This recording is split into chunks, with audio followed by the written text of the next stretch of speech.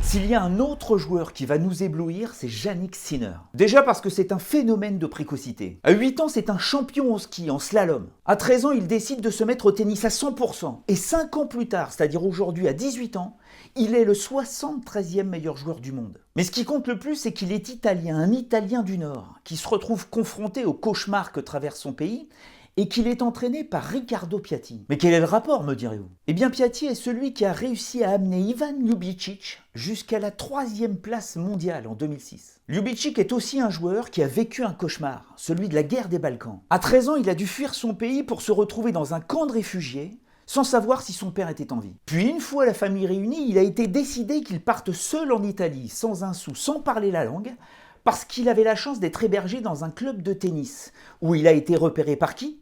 Par Riccardo Piatti, qui lui a permis au fil du temps de soigner ses traumatismes d'enfant pour se créer un destin de champion. Piatti a aussi fait partie de l'éclosion de Djokovic, un autre enfant de la guerre, qui le jour de son 12e anniversaire a dû aller se cacher dans une cave avec toute sa famille pour éviter les bombes qui pleuvaient sur Belgrade. Novak qui s'entraînait à des endroits précis qui venaient d'être bombardés parce qu'il espérait que ces endroits ne seraient pas visés 2 fois. Jannik Sinner, lui aussi, est confronté à une guerre différente, invisible, sans explosion, mais tout aussi effrayante et meurtrière. Et comme l'a dit Djokovic, quand on réussit à traverser ça, on peut tout affronter. Parce qu'un jour, on décide de ne plus avoir peur, on transforme son impuissance du moment en volonté, on ne parle plus de carrière.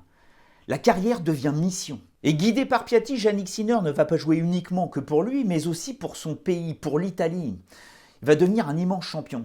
Et je le vois bien accéder à la place de numéro 1 mondial dans un avenir proche. On parie ?